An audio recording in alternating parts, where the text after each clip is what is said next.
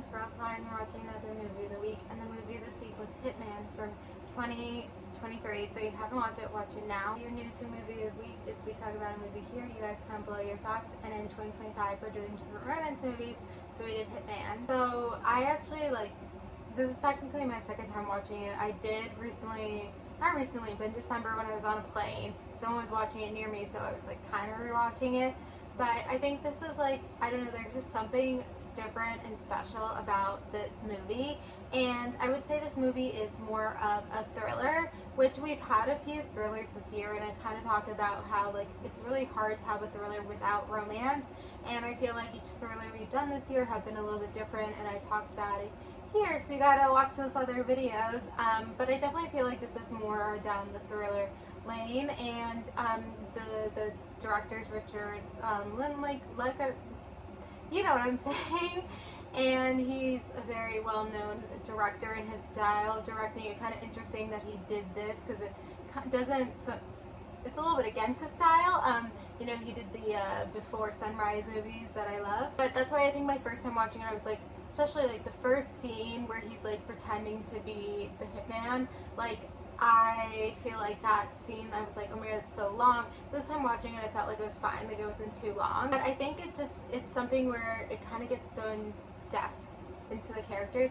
And I think this is an original story. It feels original because it's it's just kind of it's such an interesting thing about, you know, we don't really talk about hitmans, and they have that whole thing where it's the sequence of different hitmans and movies and stuff, because that's kind of what we think hitmans are. But real hitmans, I don't know much about hitmans. I'm assuming this is what, there are no real hitmans, and it's actually the police. I'm assuming that, and that's where the idea came from, is what if obviously someone maybe is researching about real hitmans and then discovers they're not actually real, it's a fake thing. But what if someone falls in love with someone who comes, you know? So that's basically what the story is. It's this kind of ordinary guy. He's a little bit nerdy. I'm assuming, teaches philosophy. What does he teach? But he teaches this thing, and it's all about the ego and the super ego, and you know, people's personalities and things like that. And then he's playing different characters. He gets so in depth into the characters when the other guy used to just kind of be himself, kind of, in a way. Yeah, he's playing different characters, and then he actually falls for someone, and he helps her get off the bat, I guess, lets her go, kind of gives her advice, and she does actually change her life around. She changes her life around, and they fall in love, but then she ends up killing her husband. So there's that. And it's something too, I think, that this movie gets into, is he was pretending to be Ron, right?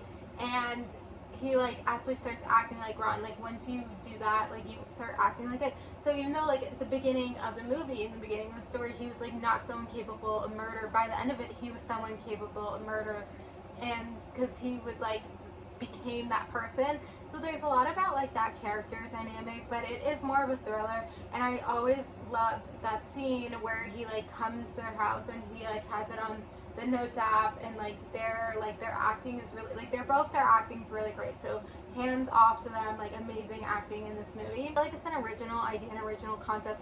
I feel it's a little bit less scary than some of the other thrillers we had. It's a little bit more digestible. It's a little bit more funny. I do feel this is one of those movies that you can watch as a fun movie night with friends and stuff. It's not too harsh, and I feel it's kind of keeps you on your toes.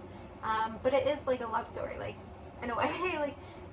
The romance was there. So if he never fell for her, there would be no movie, you know, because it's all because he fell for her. So really, there would be no movie without the romance. See how the romance is used in thrillers, and it would just been a guy who's a hitman, and that would have been his life, and maybe be interesting to see a guy as a pretend hitman, I guess.